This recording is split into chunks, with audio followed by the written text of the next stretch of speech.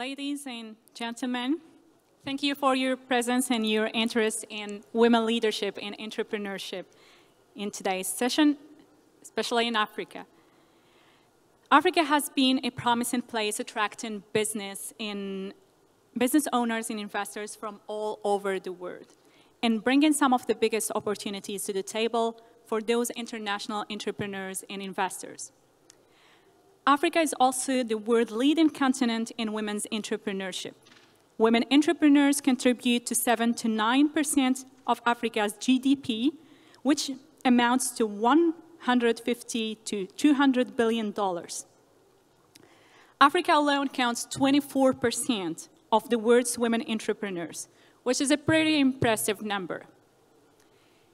It's actually what lies behind that figure that we wanted to discuss today, as we are going to put the emphasis on understanding the challenges faced by women entrepreneurs in Africa when starting their own business.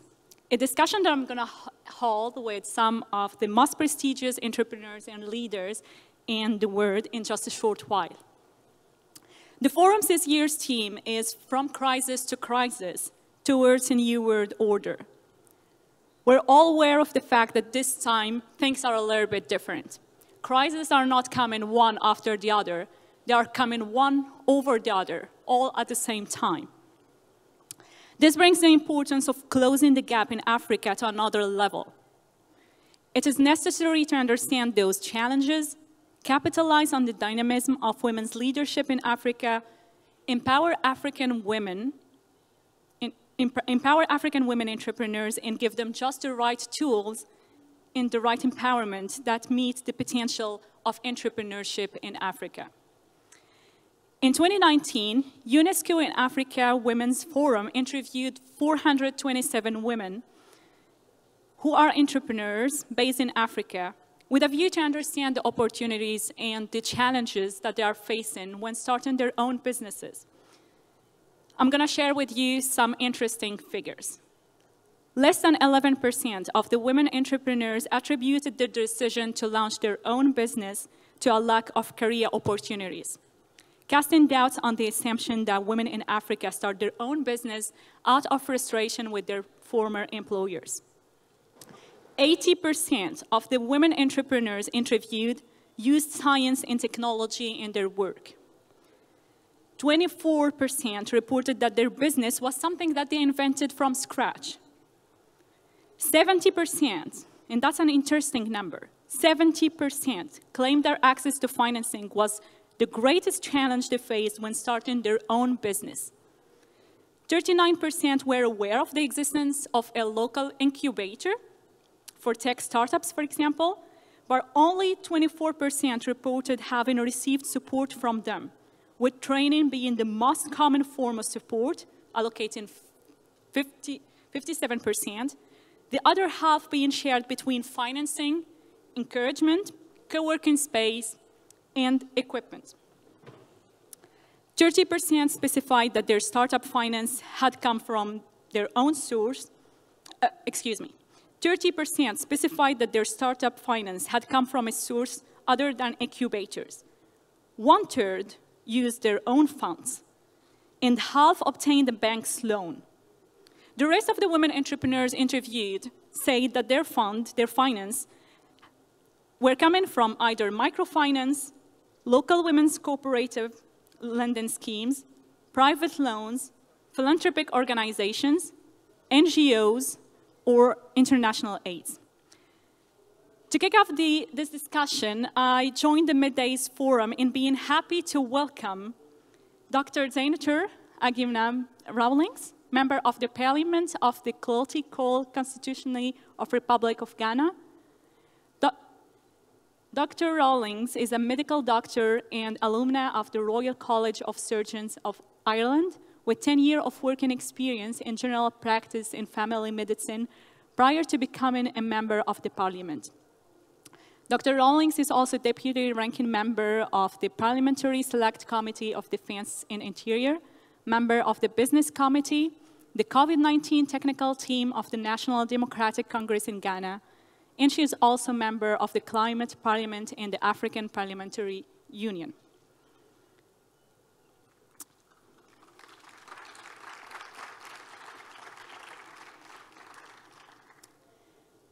Then we are pleased to have with us today also Ms. Amina Ahmed Nagogo, who is the founder and CEO of Datarm, a company building tools and providing platforms for data capture and analysis to enable data-driven decision-making by government agencies, development partners, policymakers, and other stakeholders in the public health and education sector.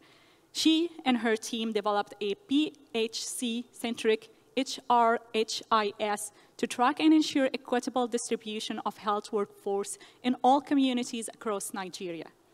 Prior to starting her firm, she has successfully administered a number of projects with clients from different countries: Finland, the United Kingdom, Malaysia, Korea, and Indonesia, while working in Kuala Lumpur as an IT project manager. She was part of the development team of Ebola Sense app, an award-winning mobile software application developed to help contain and monitor the Ebola outbreak in Nigeria.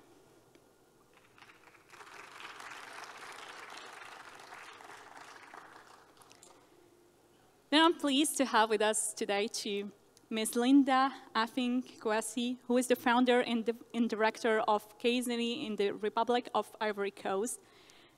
She sits on several boards of directors as an independent consultant. She is a member of the Concordia International Network in the United States and the Institute of Directors in London. She is vice president of the British Chamber of Commerce and ambassador of the Africa Link France Network in Abidjan. She has a solid experience of 16 years in the banking and finance sector. Her commitments have earned her recognition from Forbes and Financial African magazines as a development actor.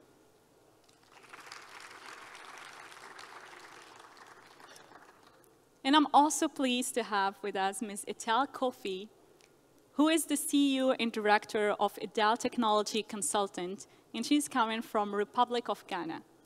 Ms. Kofi is named one of the top 5 women influencing technology across Africa. She is an entrepreneur, author, global speaker, and board chair who until recently was one of the advisory voices for tech and digitalization for the Office of the Vice President in Ghana.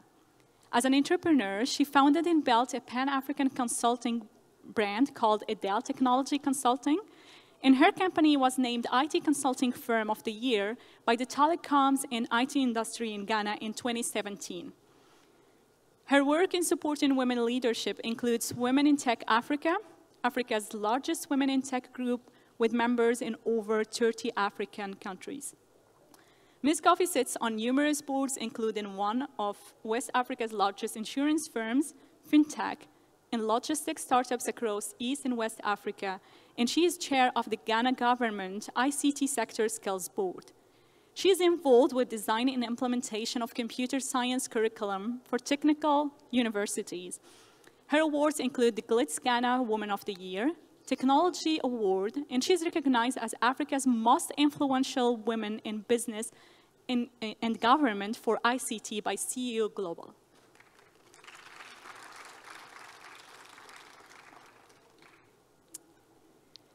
Then I'm pleased to welcome Mr. Mizwo Nweneli, who is the managing partner of Sahel Capital Agribusiness Managers, a food and agribusiness private investment firm. Prior to founding Sahel Capital, Mr. Nweneli held roles at JP Morgan, Ocean and Oil Holdings, and AFIG funds. He is a co-founder of AACE Foods and Sahel Consulting, where he serves as a non-executive director. Mr. Nweneli also serves on the Nigerian National Advisory Board for Impact Investing and on the board of the Private Equity and Venture Capital Association in Nigeria. He was honored by Harvard Business School in 2021 with its Distinguished Alumni Achievement Award.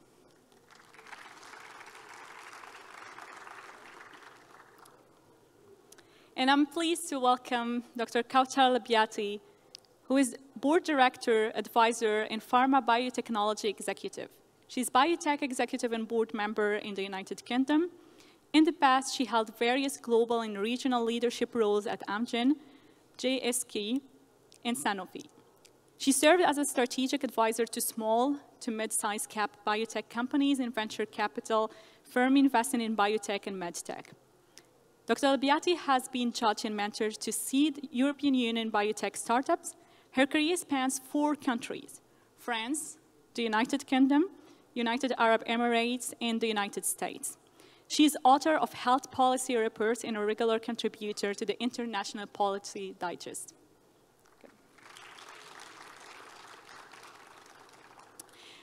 And I'm pleased to welcome Ms. Sholape Akinpelu, who is the co-founder and CEO of Harvest, a platform that enables women to participate in savings, impact investments, and credit in Nigeria.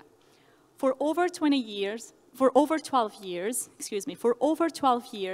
Sholape worked as a consultant on Nigerian top financial brands, including Sky Bank, Sterling Bank, Wema Bank, Leadway Assurance, and FCMB before waltzing to the client side of communications at Majesté as the head of corporate and marketing. Ms. Akinpelu led Harvest to emerge as one of the startups to present at the world's #1 startup launch competition at TechCrunch Disrupt in September 2021. She is also a certified financial education instructor and a member of the Personal Finance Speaker Association in the United States.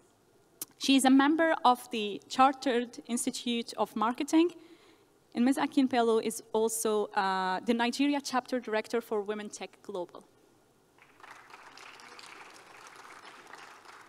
And last but not least, I'm pleased to welcome Ms. Amina Zahnouf, who is the co-founder and editor of Je m'engage pour l'Afrique in Morocco, which is a public policy incubator aiming to increase youth participation in Euro-African policy-making process and improve policy knowledge. In parallel, she's an investment officer at the Fund for Innovation and Development. Ms. Amina Zahnouf was an innovation manager at the French public investment bank BPI France, and an international development consultant with a strong focus on development banking, supported the creation of the Hellenic Development Bank in Greece and backed the Tunisian government's effort in creating a favorable investment ecosystem for startups. In 2021, she was among the 11 young people selected to debate with French President Emmanuel Macron during the France-African Youth Summit in Montpellier in 2021. She was named Forbes 30 Under 30 by Forbes Africa in 2022. And my name, and I should read across because I've never presented myself. My name is Abir Kroor-Ardan. I'm a Belgian-Moroccan business woman, a serial entrepreneur, an investor, and a philanthropist. So I was an investment banker for as long as I can remember. I worked for BNP Paribas. I represented BNP Paribas in front of the US prosecution when BNP Paribas was sued for $14 billion for not complying with international laws. And after BNP Paribas, I worked for American Bank State Street in Boston, and I was the anti-money laundering lead at Accenture. And today, I'm the CEO of the Nenofar Group, which is an investment firm, and I do lead other companies as the Leadership Academy and the Spark Limited Company, and I'm based between Luxembourg and Morocco. Thank you. So to kick off the discussion here, today's topic is pretty interesting, and what I like about it is that we're going to talk about one of the existing problems that we have in Africa, but all over the world at a time when we are watching and witnessing too many crises at the same time. And we know that women leadership is a topic that goes across many industries, many spheres, in many locations. So it goes from business to politics and even medicine, charity.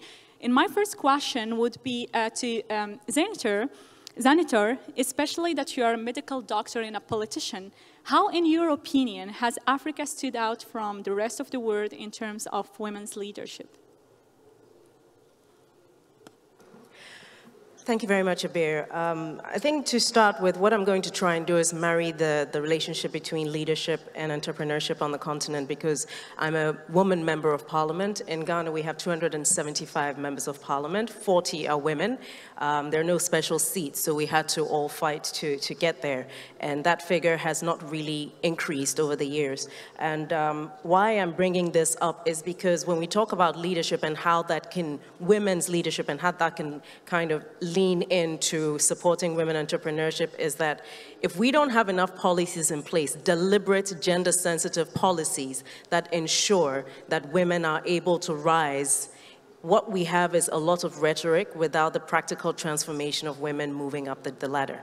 In Ghana, we have a constitution whose original crafters, it would appear, had in mind the insurance that in every selection there would be at least one woman. But the at least one woman phrase has now become the curse of the one woman, because it's almost as though the recognition of the fact that you must have a woman there, and since it says at least, it's become the one woman only.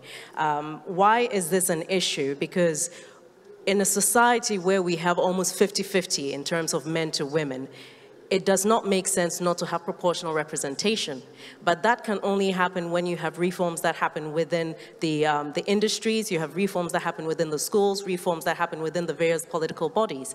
We're wondering why we don't have more women in parliament. If you don't have enough women who can win within the intra-party elections, they can't represent their parties in the general elections. If you have a situation where the practical things that make it possible for women to have lives in terms of that professional and career development are not in place, where you have better childcare services, where you have the simple things where the concept of what it takes for a woman to access a loan is not the same as a man, because traditionally the men usually have access to the property, to the land, and if the woman who's been working just as hard needs a loan, her access to that based on the absence of collateral means that she's already at a disadvantage. And the issue is, how do we get around these? Because these are real barriers to women actually climbing up this ladder, which seems invisible but is very real to women. How have women stood up in terms of leadership on the continent?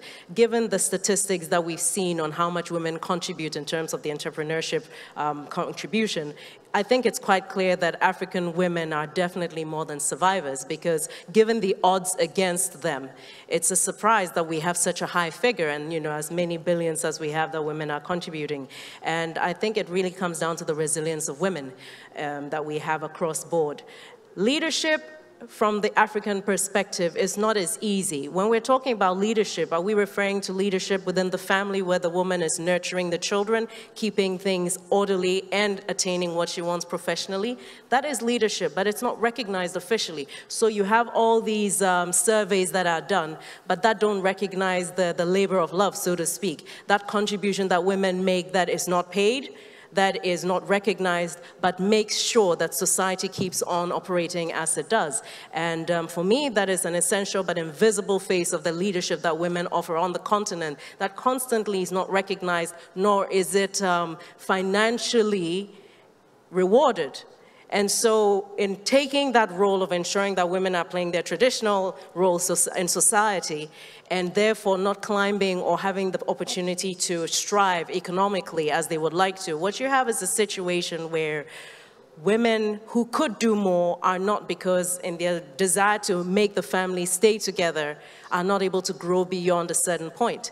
And that, for me, shows leadership against the odds. We've seen, presidents on the continent, women presidents on the continent, but that in itself is not enough. We need more policies that support consciously bringing women up into that space. Leadership, good or bad, we've seen the role women have played in conflicts across the continent, where women are no longer seen as victims, but women are also seen as aggressors. You're seeing women as informants to some of these terrorist armed groups. You're seeing women as recruiting officers, for some of these groups. And why is it? Because they are the most vulnerable in society when things go wrong. In peacetime, women are not seen as enough of a citizen body to support and empower. And yet, in spite of all of this, if you look at the recent resolution by the United Nations, which says that peace and security must center around women, If you look at United Nations Security Council 1325, which talks about the central role of women in peace building and mediation, that in itself tells you the role that women in leadership can play and have been playing over the period. It would appear that the UN Security Council resolution is probably only now recognizing what has been the case of women's roles in leadership in our various communities. You know, in some of our traditions, the woman is the one who, as a queen mother, picks the next chief. She's also the one who, when there's conflict, plays the role of mediation. We have a lot of women's groups and cooperatives in Ghana, for example, which we call the sous groups. It's basically a women's cooperative where they voluntarily contribute money towards a fund, which each of them can borrow because the banks are not giving them these loans with interest rates that are low enough for them to justify the small amounts that are being used. And that, for me, shows leadership. But I think more so than all of that is the intentional role that women have played in terms of what happened, for example, during COVID in recent times, how we've had to have a situation where people are thinking on their feet regards to how they've managed their very few resources for themselves, for their communities, how they've come up with amazing ideas and inventions, innovations on how to jump ahead of, what has been the conventional route into IT, setting up little, startup groups. But not enough has been done with regards to how to support women long term. So you have a lot of support at the beginning, but entrepreneurship requires a bit of hand-holding, a bit of support over 3 years, 5 years, and we're not seeing enough of that. And for me, your question is about the leadership that is standing out. For me, the issue is why are we not seeing enough of that? And those challenges are what I'm hoping we can highlight and see how we can address tangibly those little solutions. We're looking at issues with regards to climate change, clean cooking. Is it accessible? We've seen a lot of women driving this change at the community level, changing behavior through a win-win on how they can be better at providing better solutions in their communities, for their children, for their families, and society as a whole.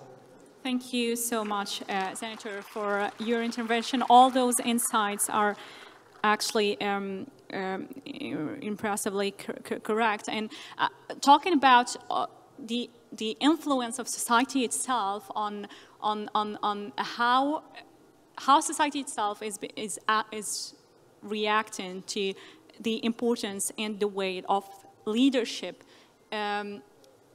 There are multiple layers in a society, and there is one layer that unfortunately we don't often talk about, is those marginalized communities. So Amina, I would ask you the same question, but this time specifically trying to understand how Africa stood out from the rest of the world in terms of women leadership for those particular marginalized communities. Thank you for that question. So not to be all negative, I will start with the fact that there has been increase in women representation in the corporate boardrooms.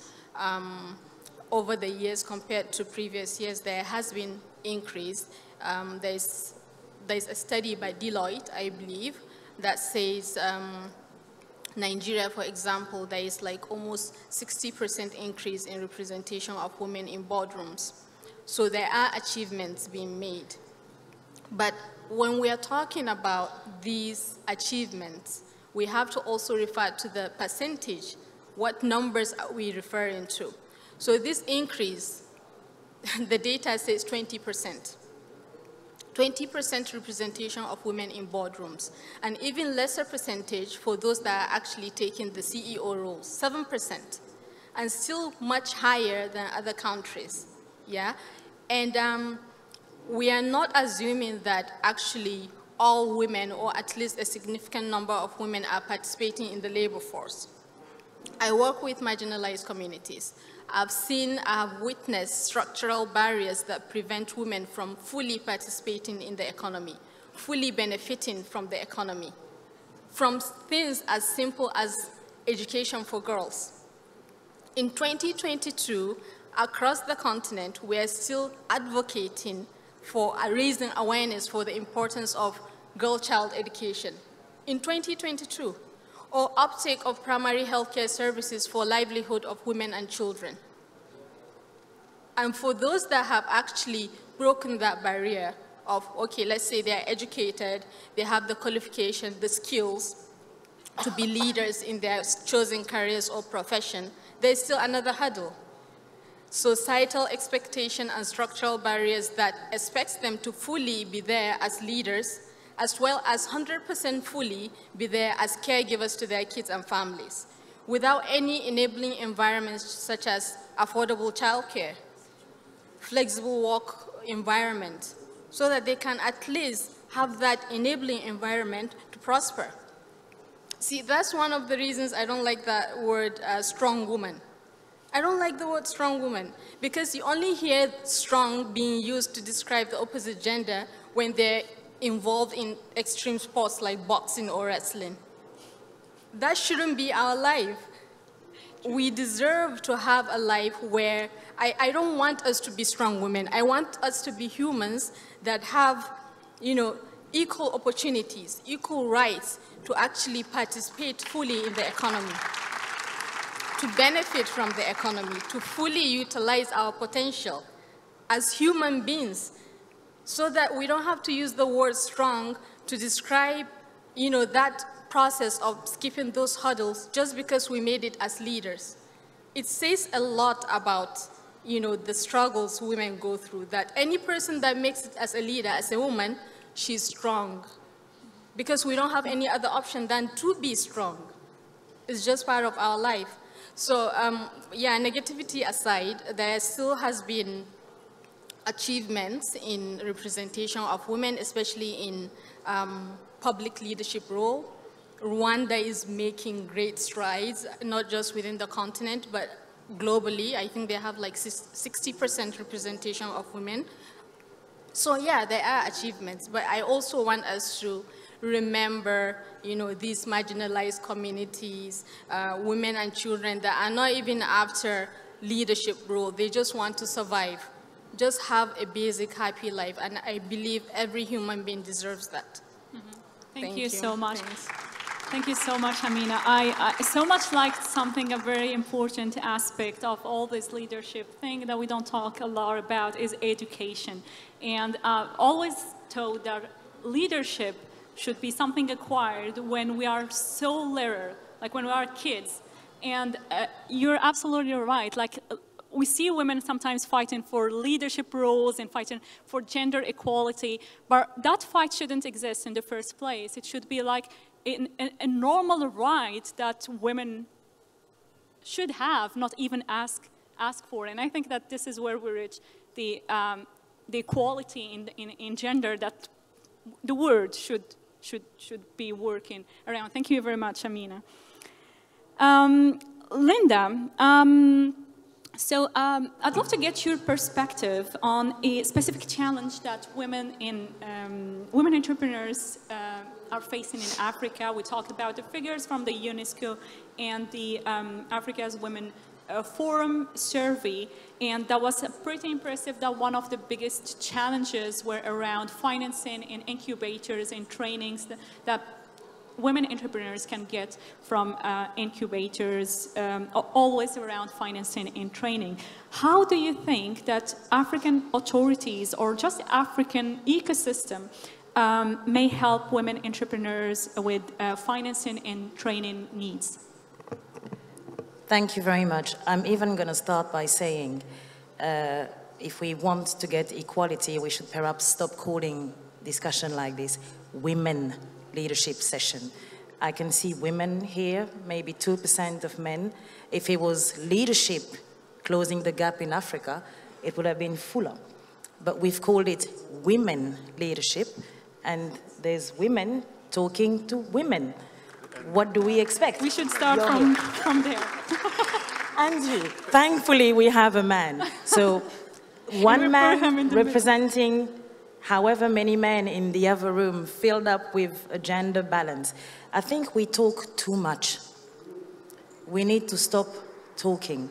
I've never seen a men leadership panel. I've never seen this. The men always sit on board and they always have the roles, and they always do what they have to do. They do it simply because, as you said it, they're human and they do what they have to do. Why do we always want to call ourselves women leaders? Leadership, there's no vocabulary. I don't see anything in a dictionary called women leadership. It is leadership. So it's about having the actual acumen and the attitude towards it to do it. And if nobody wants to open the door, it's for us to create our door. It's for us to keep pushing one another towards where we need to be. And you were asking about ecosystem and the governments. I don't actually believe it's the governments that would allow the entrepreneurs to actually succeed and grow in the field that they've chosen. It's about making sure that you're well trained in the field that you've chosen to go in the first place. So many times we talked about lack of financing, but fewer times we talked about the understanding of the ecosystem that we are entering into. So everybody wants to become an entrepreneur because it's becoming a nice word, and it's a trendy word. It's either entrepreneurs or influencer. It's those words that we hear and we want to go, but why are we going in there for?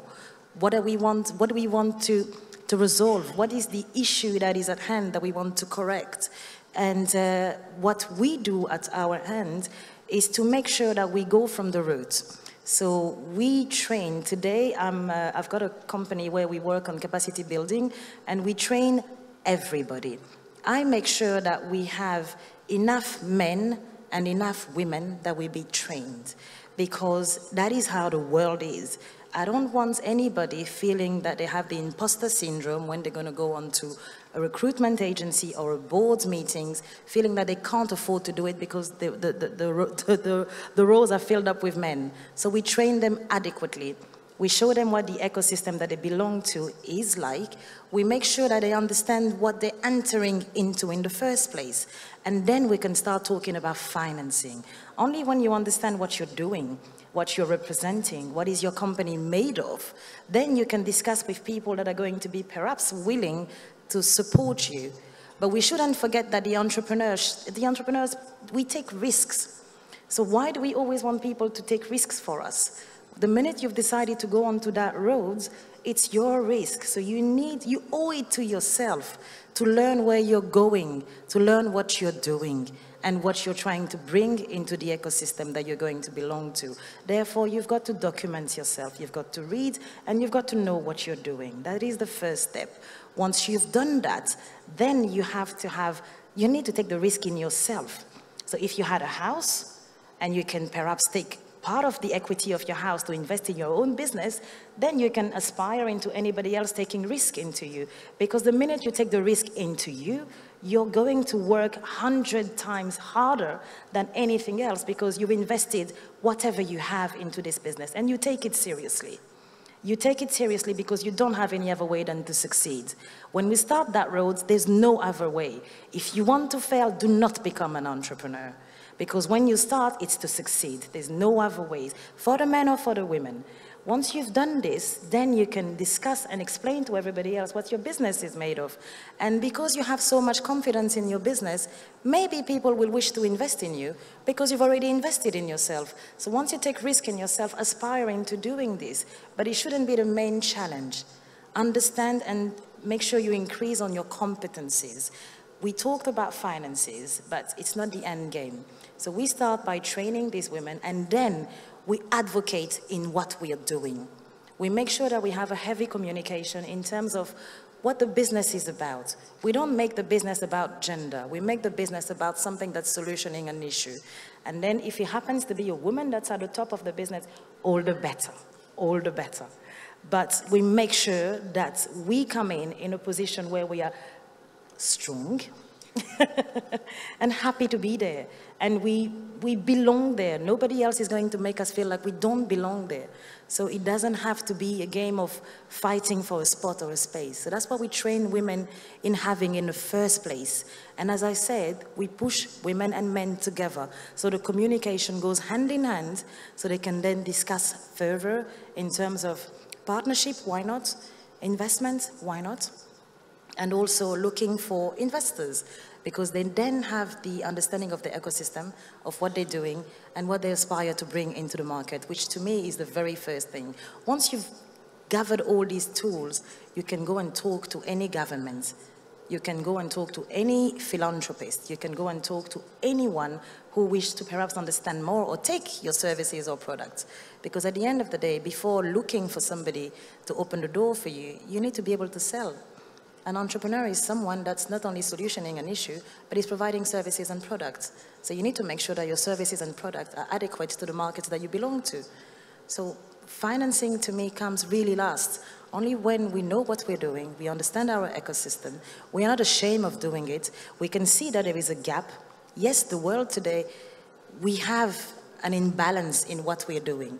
But that is not the end of the world, because we can obviously climb over that and improve the situation. And also, the women that have kids and have boys, we tell them that if you have a sister, it's not always going to be the mom saying to the boy, oh, give your plate to your brother and then wash your brother's plate. No, it's the brother taking the sister's plate and washing it too. It starts from there, because it starts from the roots. To me, that's where it starts. And then we have the confidence to propose our products, services, generate an income as a start, take the risk into ourselves, have the love money for the people that are around us, and aspire to generate more money to make sure that our businesses grow. So maybe later on I'll be able to tell you about the training facilities that we offer, but as a start, this is really what I wanted to highlight. Thank you so much, Linda. I very much, very insightful ideas here, and I really like the fact that probably we're talking a lot, and we're talking also about technical stuff before talking about the foundation of the problem itself, which to me, and I'm sure that to many of you here in the panelists or the public, the education is somehow the where the problem lies. Because as long as we are not raising kids, both boys and girls, to look at each other as equals and to also look at themselves as leaders at any specific role they can take in life. Because, for example, even a housewife has a leader role at home, but we don't always see it that way. So I think leadership is a perspective, is a way that we see each other. Thank you very much for this insightful idea, Linda. Elle. So we're going to go. Excuse me. We're going to go back to the technical side a little bit. Technology this time after financing, and Elle, as a woman leader in a technology company, how do you see your role as an African woman influencing technology and digitalization across Africa, knowing that technology itself is one of the main points that we don't always have access to as African women entrepreneurs? Okay. Thank you for the question, and thank you for the invitation to be here. It's nice to be back in Tanger. So the conversation about what it means to influence and as a woman leader in the technology space is interesting, because I think I was lucky to be born in a time where I could actually see graduation of things. So I was in university when SMS became a thing, seeing sort of the mobile phones and the graduation of the use of that, right? And so that has sort of given me preview for what it means for technology to evolve across Africa. The problem has been that it hasn't always been equitable. So the story I tell is when I was in university, doing a degree in computer science, most people didn't understand what that even meant. That, you know, my grandmother was like, well, so are you going to teach afterwards? Like, she wasn't even sure.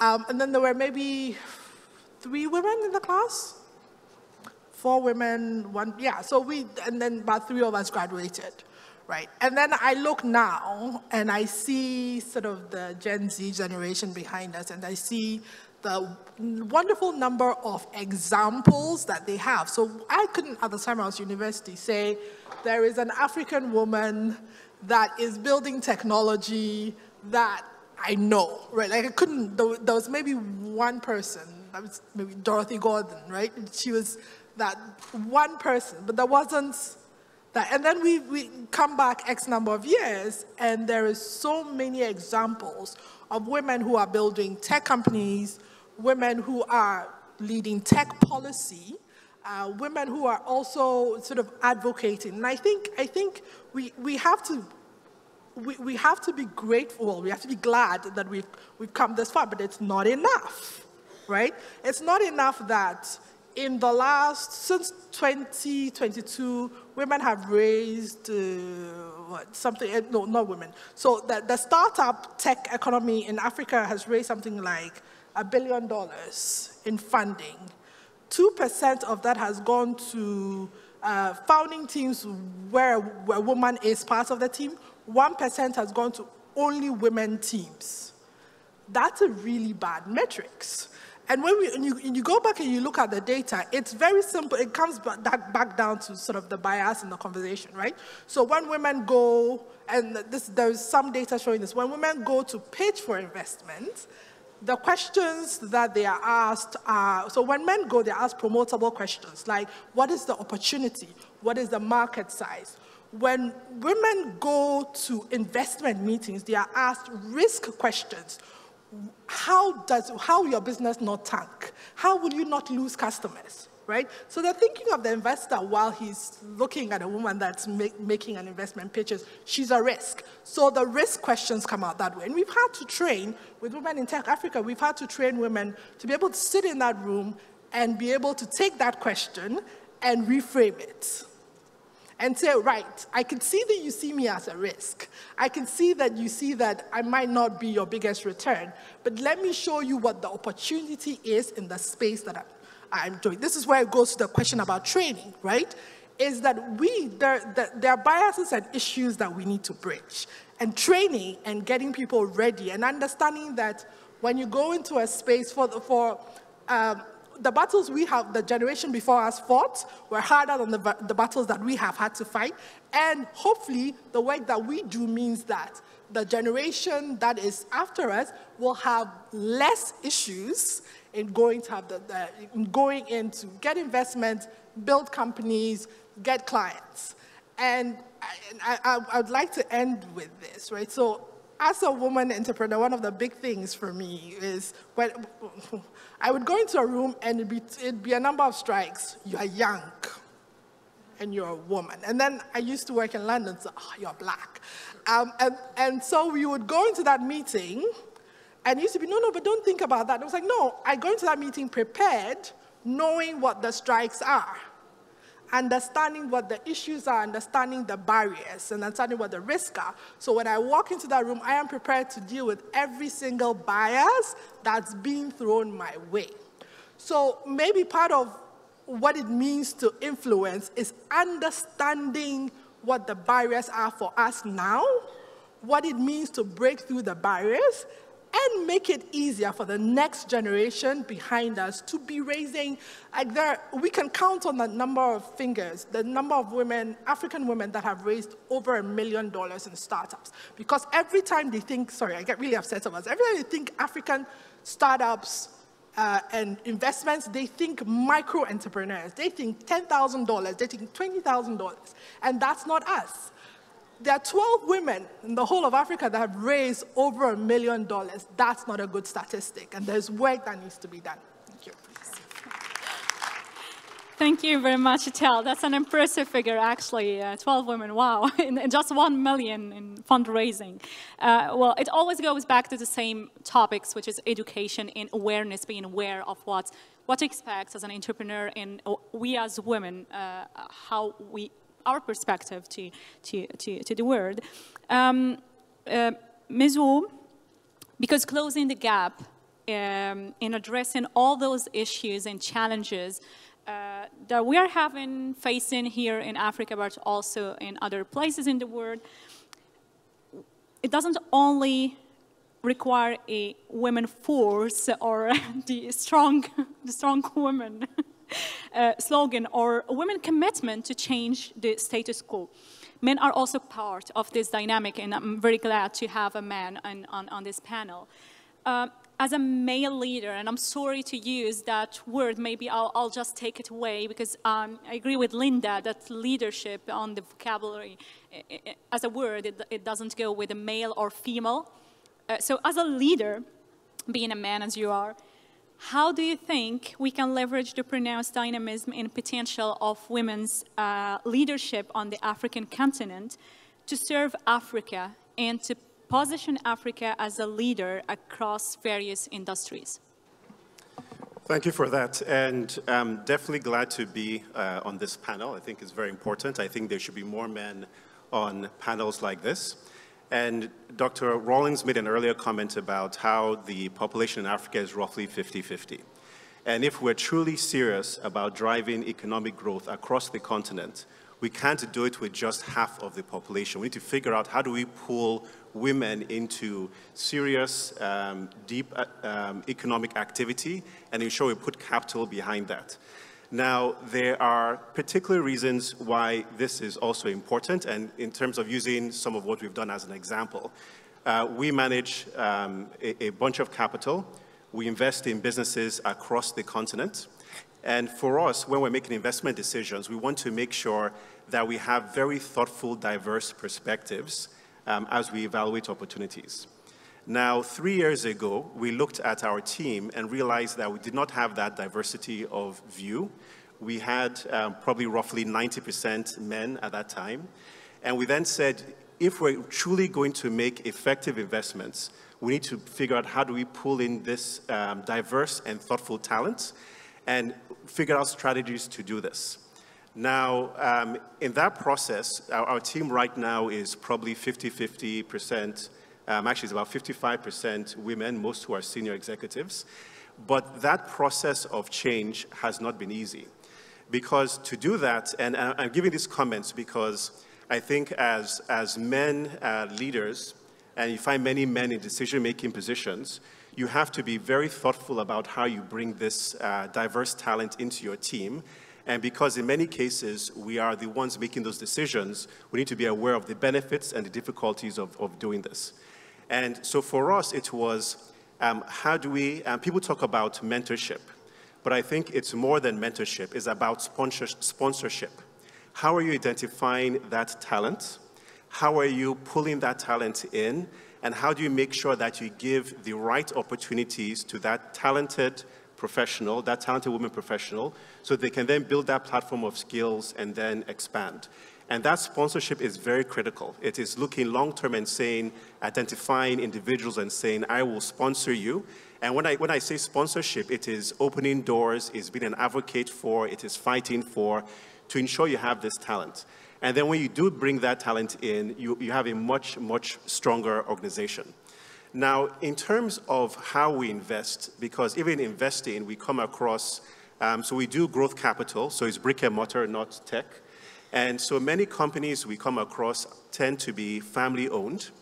And what's interesting is when we even see family-owned companies that are women-founded, because of family dynamics, the husband in many cases is chair.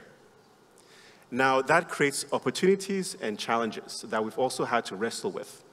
And so we've had a case where husband chair, wife founder, but quite frankly, it is the wife we want to back, not the husband.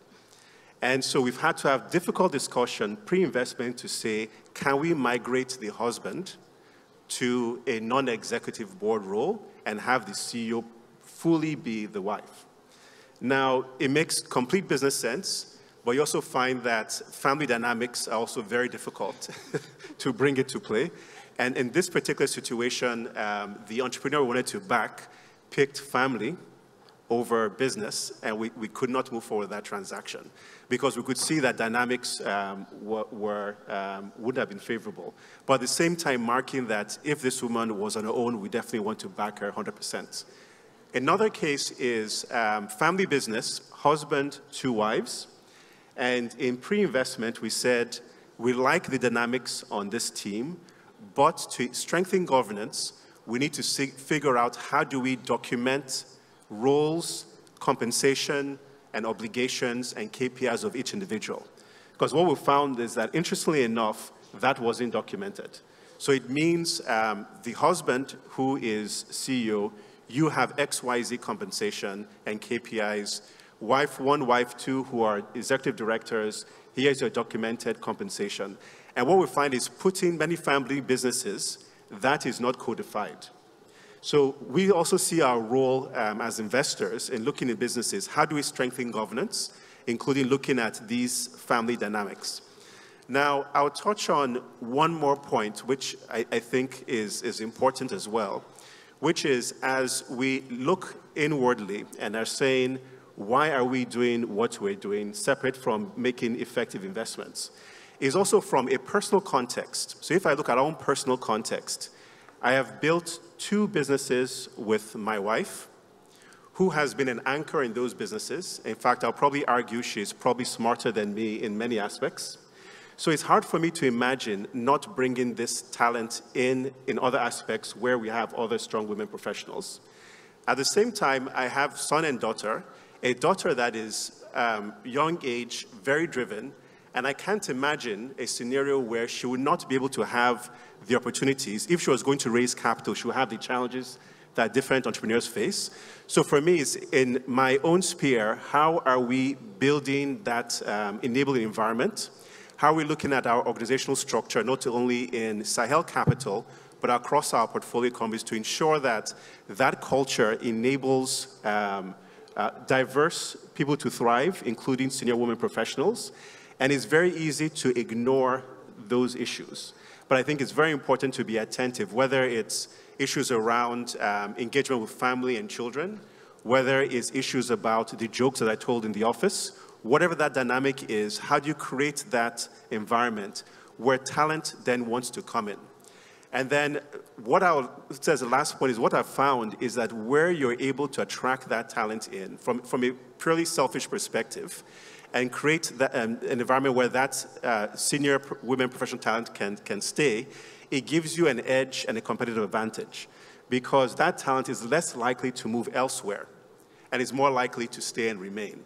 So even as you're strengthening your own competitive position, and for us selfishly, it is building that culture so that we can ensure that talent remains and we're more competitive versus everyone else. Yeah. Thank you very much.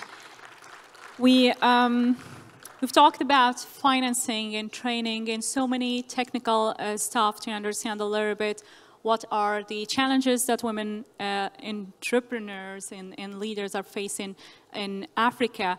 But it looks like that one that is very much rooted in the discussion, in the subject as a whole, is how is the gender equality matter and topic. And now I want to address the question to Kautar.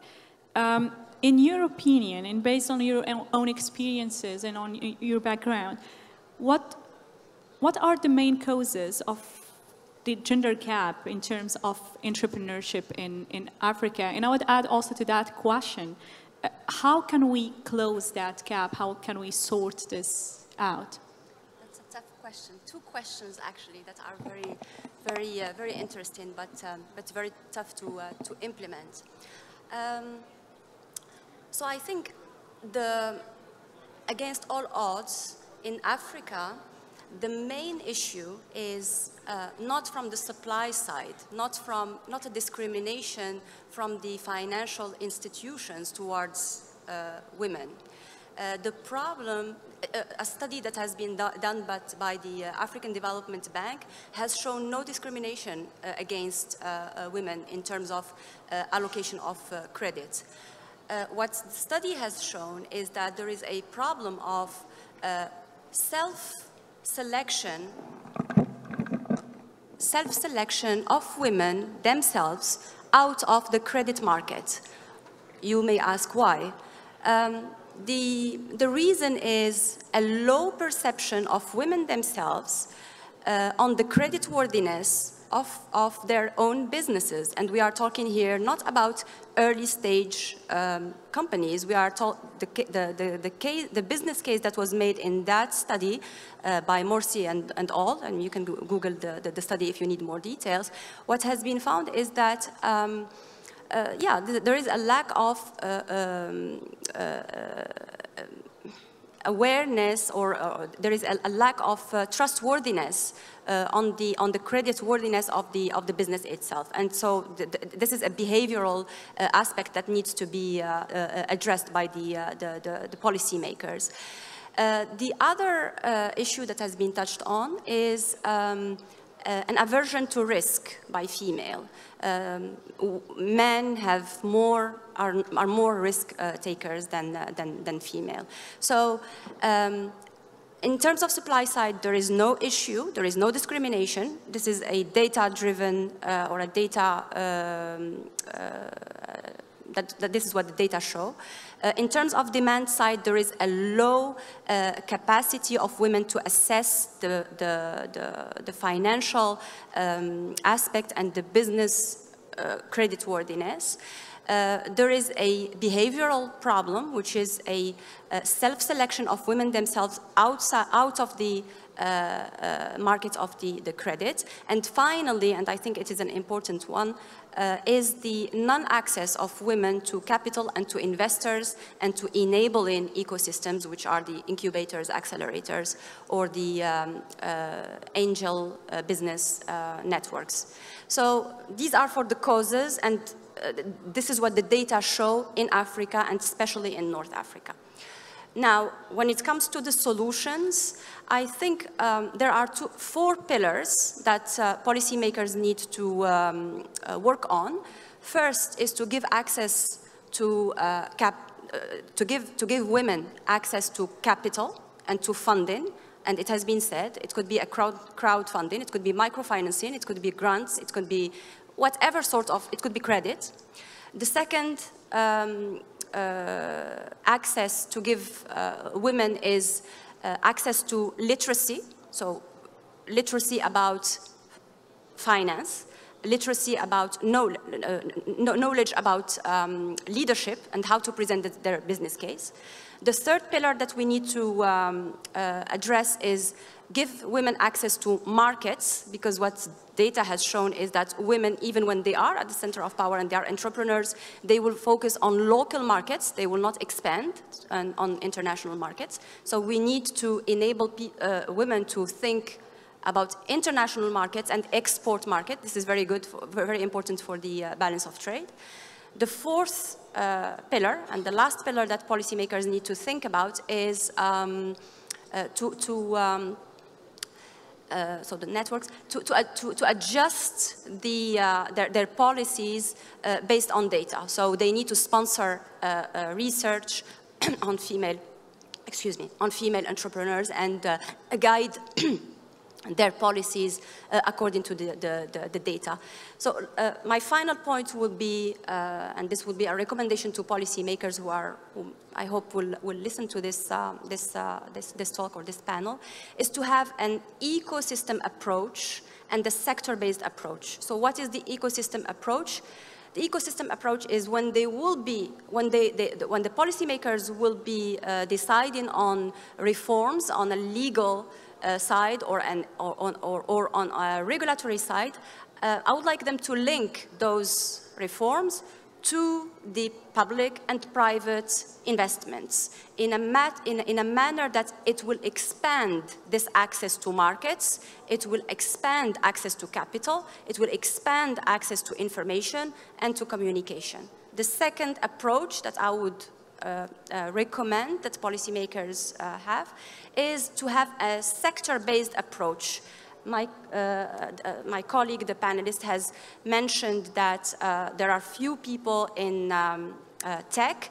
So the sector-based approach is that we need to have targeted policies that are geared against science, technology, and communication in information. I am in the biotech industry, so I will also raise awareness on the biotech, medtech, etc. So this is what I wanted to say, and I hope I answered the question. Thank you very much, Kautar, for these insightful talks. As we are going through all these challenges that are being faced, it's very insightful to see what are the perspectives and the solutions that the panelists are bringing on the table, because this is what's going to make hopefully some of the policymakers here in the room, but also any individuals who are contributing to society in general to bring something on the table on their own. But there is something that we need to keep in mind, and Ms. Wu, you mentioned that, is that the final effect of all those challenges when they are not addressed is that they make talents flee and leave Africa and go look for opportunities somewhere else. And that's actually what we need to prevent here, is to make the most of the talents that Africa is building, is raising and building, to make them work for Africa more than it's working for other continents. I'm gonna go to Sholape. So we've talked about financing being one of the major challenges faced by women entrepreneurs in Africa so far. So stating the UNESCO's survey's findings that are stated at the beginning when introducing the session, most of the women entrepreneurs use either bank loans or their own funds to start their own businesses. But Kautar mentioned it, and we've mentioned it a few times during the session, that there are multiple schemes, there are multiple ways actually to get access to capital. Do you have a vision?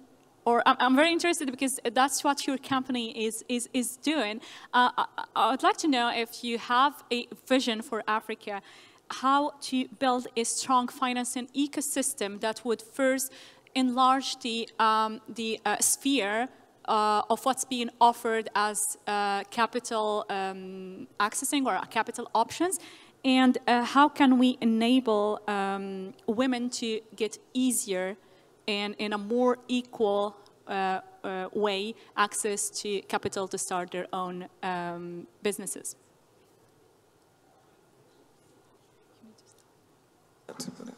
Thank you so much. Firstly, I think we have to realize what finance is, what I would say money is actually. Money is a tool, a powerful one. It can be considered as power itself.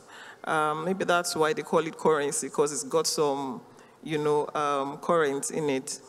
And we've got to realize that there are some systemic challenges that had created a lot of barrier for the African woman to, participate fully financially.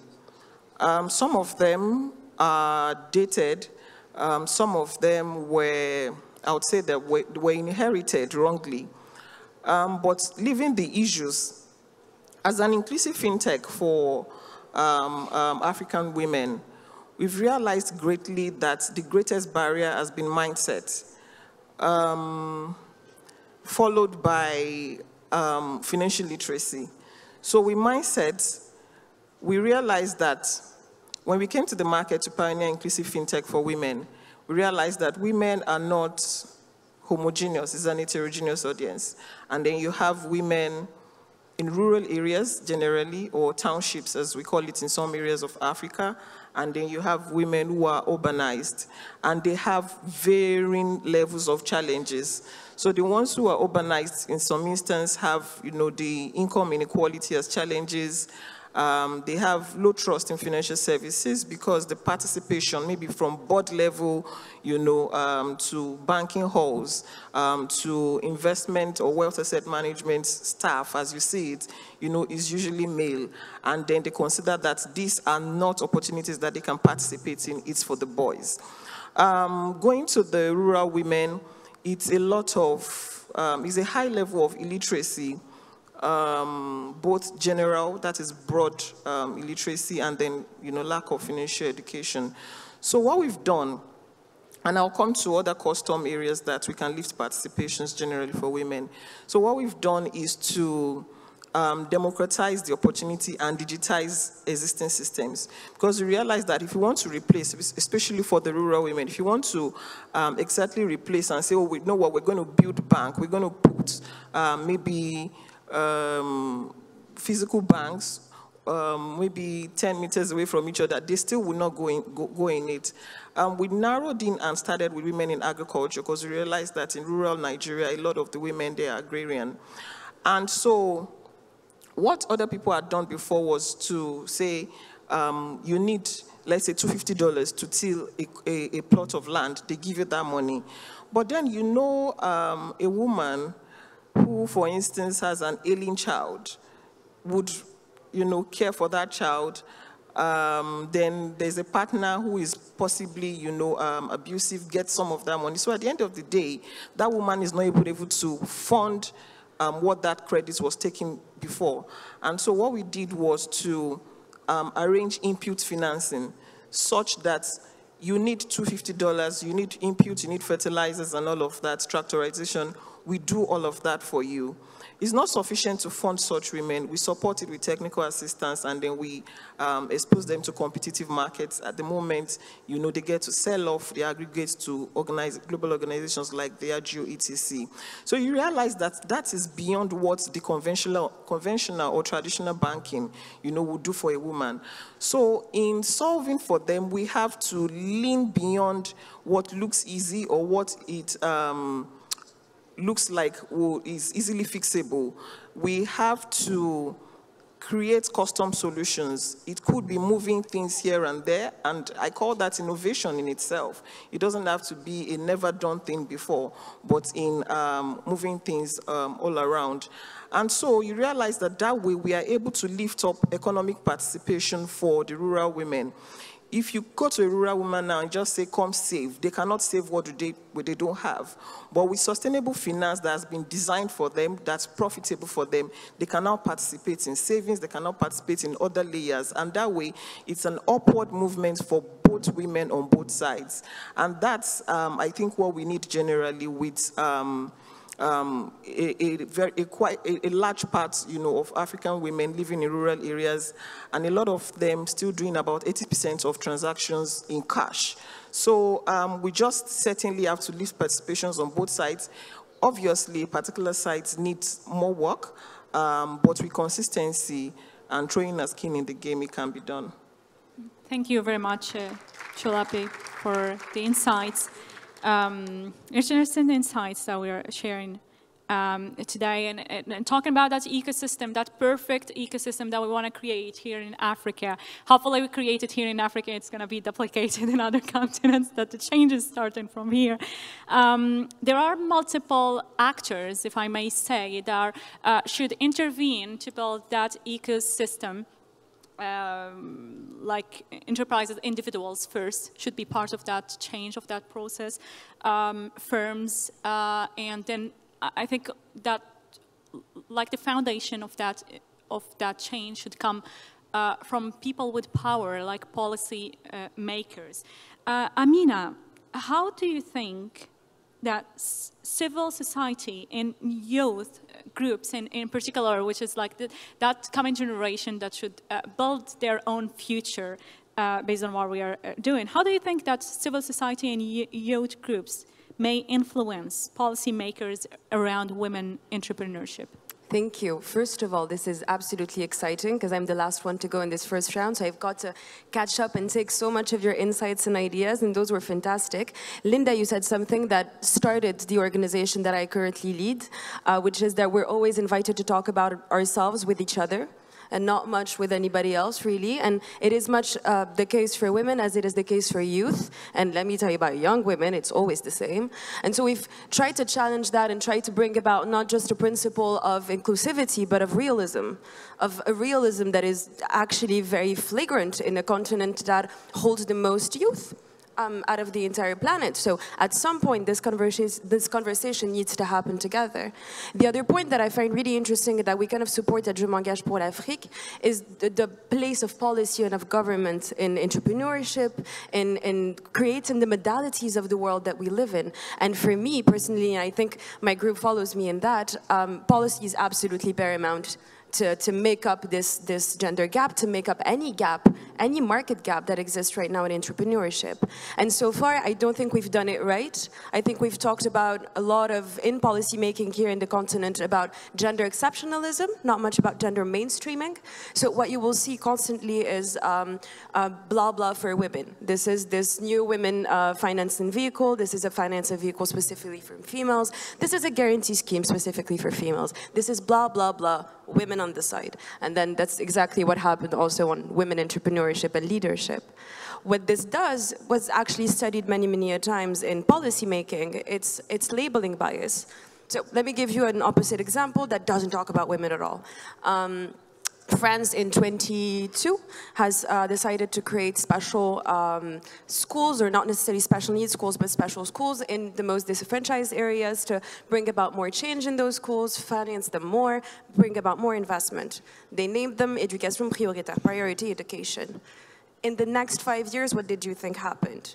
They did not get more funding per se. It's just that schools knew and universities knew that kids coming out of these schools were less performing and were kind of labeled priority schools, and so they were less hired, they were less integrated into universities. Teachers who wanted to have a special career left those schools. Kids who had better grades in those schools left to better pastures, and we were left with a label that we created ourselves and that is full with the problem that we made. And I do believe that gender mainstreaming should be solving that. Instead of having to constantly repeat, oh, we should fund women, oh, we should fund more women. Just do the damn thing, just fund the women. And actually, the other thing that kind of drives me insane is I feel for you and the struggles of investing and the struggles of coming out to investors. We're going through the same thing, but with philanthropists, of having to explain that we're not that much of a risk and we're not that insane, and yes, it's going to work. And it's always the same conversation over and over again. I don't need to be trained about de-risking myself. I want the investor to be trained on knowing that I'm not a risk. My main concept, I don't think we need more female training. I think we need investor training. And this is what we actually proposed in Tunisia not so long ago. We proposed a GP accelerator for gender mainstreaming, for climate change mainstreaming, for all of these questions that are becoming absolutely paramount. And yet, we talk about it among ourselves and never to the ones with the money. So bring about the people with the actual checks, and then we can have a talk. Thank you very much, Amina. I want to make that conversation, this talk, a little bit interactive with the other side of the room, with the public. And I would like to invite maybe someone from you guys who've talked about many, many things. But before carrying on with new questions to our panelists, is there anyone who's got a question?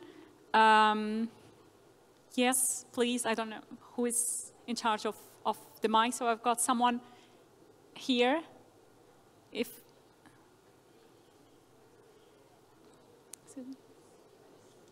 Yeah. So I don't know who is in charge of mics, please. So I have someone who wants to ask a question right over here, and then right over there, and right over there. Yeah, thank you very much. My name is Irene Ochem. I am the founder and CEO of Africa Women Innovation and Entrepreneurship Forum, AWIF, and usually I am, I am either on a panel like this or I'm organizing it. So this is the first time that I really get to sit down and listen to a very powerful, conversation with such a high-level people. I have two comments and one question. Okay, so I would start with the first comment, and which goes to Lydia. What you said about why do we have to talk about women leadership and entrepreneurship? Yes, we have to talk about it. Those before us, they fought for universal suffrage, and after some fight, we got there. So I believe that sometime we will not be talking about this anymore. It will become a right and no more a justification of how the economic benefit or giving people the business case for it. My second comment is on the fact that we got so used to having these conversations with women talking to women, and usually you see the hall very much less open. So some of you also alluded to this, and this is very true. From my side, what I do, driving women entrepreneurship on the continent and hosting a very important event every year to discuss these issues and challenges and bring stakeholders together. One of the things that I have started doing is that no panel would be with only Mezue Uneli sitting in the middle of 7 women and talking gender, women economic empowerment, and leadership. So, and that brings me to Mezue. Thank you so very much, for being there and for what you said. I was hoping that you would mention Ndidi, and you did, because if you didn't, I would have done so, And so she is a woman, a very exemplary one, an inspiring one for all women on the continent. And what she is doing shows what a woman can do when she is put in a position of leadership.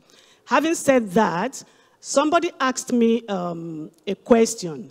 One of the things that I have picked up here, through these conversations is that the real challenge, actually, are not those pillars of skills, education, network, access to market, and access to finance. But actually, the elephant in the room is African patriarchy. Okay, and that is what is keeping the African woman down. Having said that, Mezue, I would ask my question to you. Just to address one so just for the comment. sake of time. Yes, I would just ask the question. No, I'd like to address one of your comments. The entrepreneurship in Africa is a patchwork. You have, for example, a country like Angola, where the ratio of female to male entrepreneurship when it comes to new businesses or when it comes to established businesses is among the highest in the world, even higher in developed countries. So this is for Angola. I just have a question, and then I'll leave the panel to go on. My question is to Mr. Uneli. Okay, I got a question from a man, an African man. I spoke about patriarchy, and he asked me, if a woman is a housewife, where is the leadership there? How is she in leadership? Can you please answer that question for me? Tricky question. Can we aggregate questions and then, so give me time to think of a good response. We can aggregate questions and then I'll respond to that question. Yeah, sure. So we take that question on. Interesting that you're asking this, because just to address that question and the comments that I've made, Irene, the comments were not why we're talking about women. It's why do we call this session Women Leadership, since it's leadership.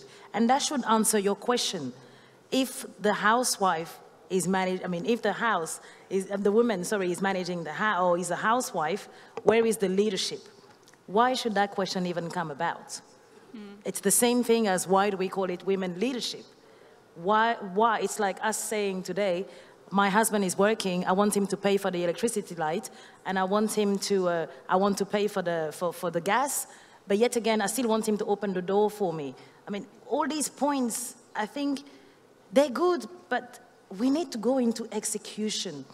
We need to go into the real focus of the conversation today. Because this is not, him answering today is not going to give more money to any women out there looking to invest or to grow their businesses. It's not going to change any mindset here. So I think we really need to ensure that we get to the points, and that's why I said women, we talk too much. We need to get into the real point, what we're looking for. And I said it rightly. Put the people that will give the money. Let's talk about what's real here. Let's not go into a room and being worried about the barriers or anything like this. Let's just go into a room. I think it's more about these points. So to save you from here. Yeah. Well, let Mezue think about the answer. But just to give you my opinion on what you just say, isn't raising the future generation that we count on to change things, isn't that a significantly important role? I see a lot of leadership in that role. personally. We'll take the next question, but just for the sake of time, please, we'll take only questions, please. Good afternoon, everyone.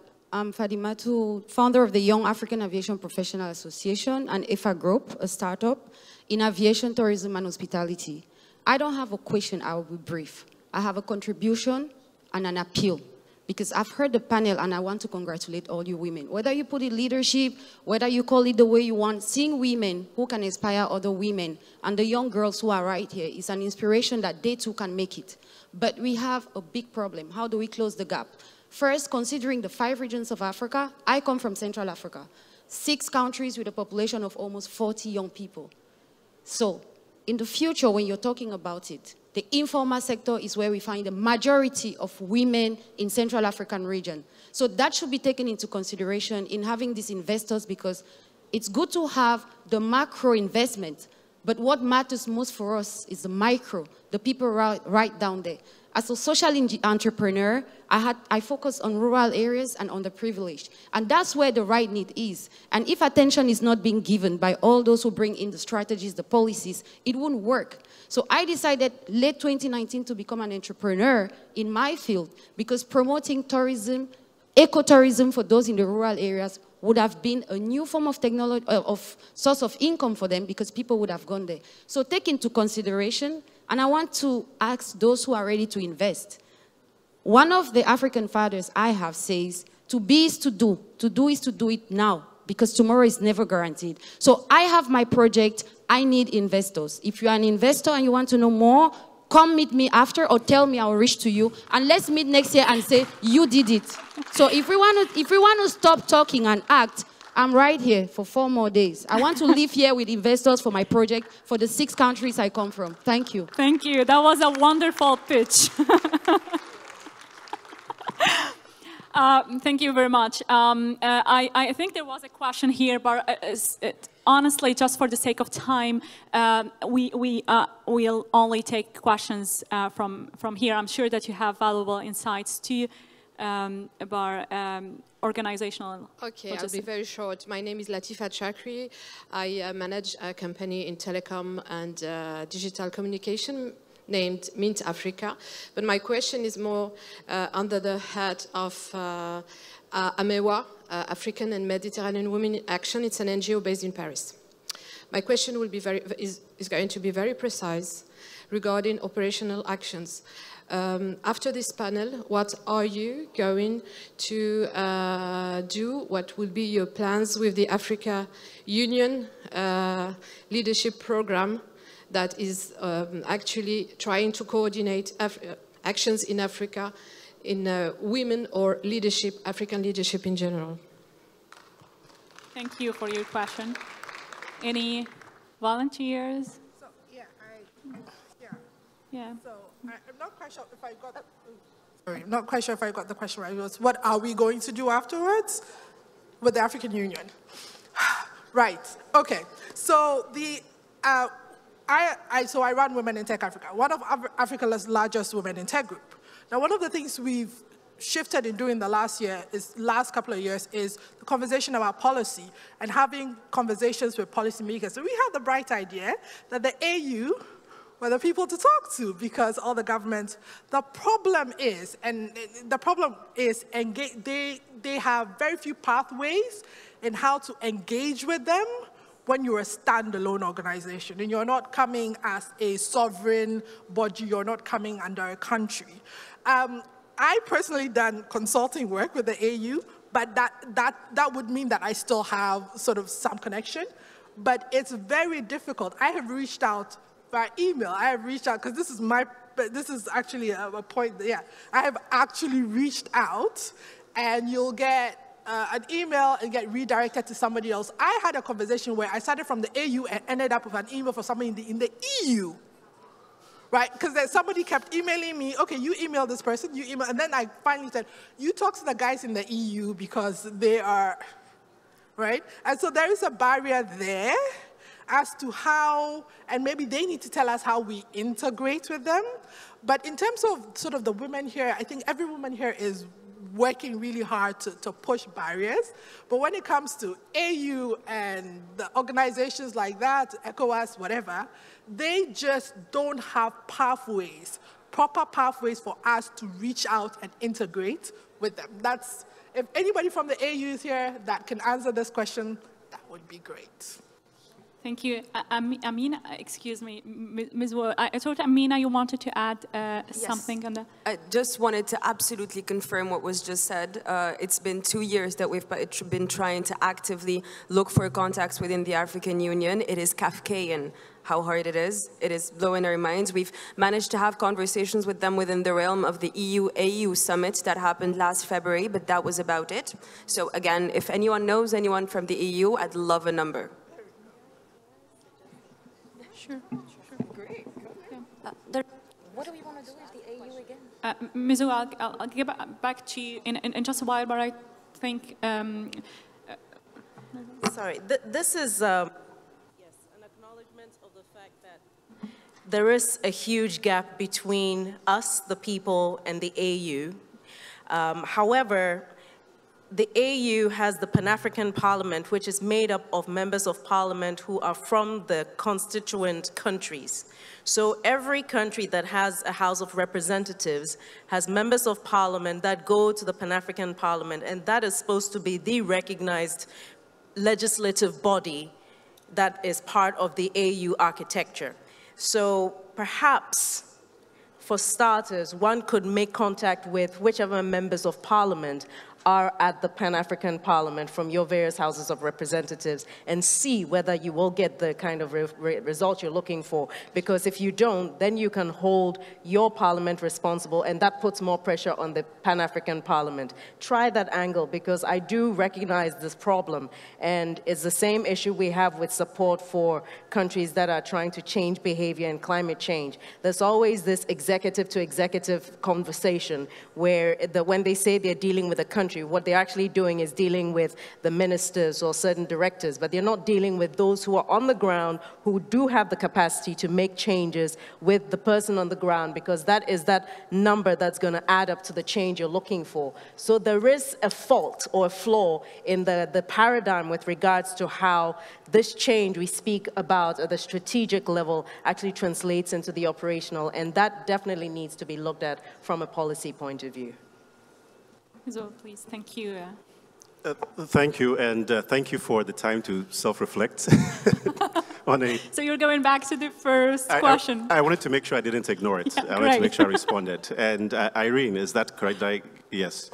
So I'll start to think carefully, because you know my wife, apparently. So, and I think the important issue is that dialogue within the family in terms of what's important. I'll give a personal example, and I'll give a more general example.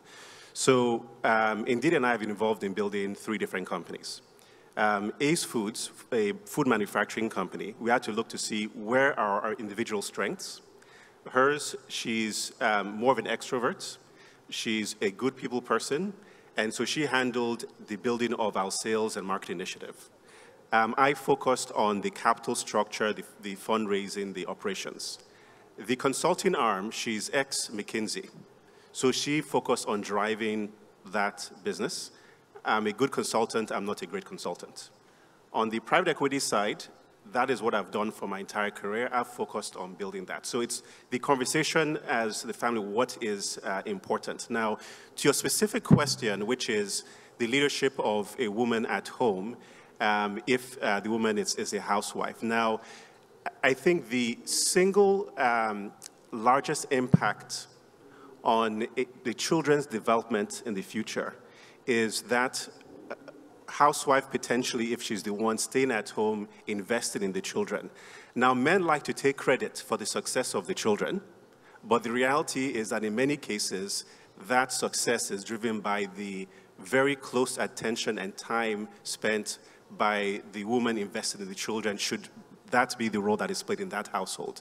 But it's very important for that conversation on what's important. How do you divide your time and pulling in each other's strengths to ensure that you have success both at home and also professionally?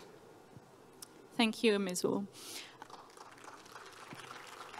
So going back with the time that's still allocated to us, going back to questions in here, if I may share a personal experience, then I'm going to roll out a big question to you guys that I think we haven't covered so far. So we covered financing, technology, and the gender gap in so many aspects that we think are challenges being faced by women.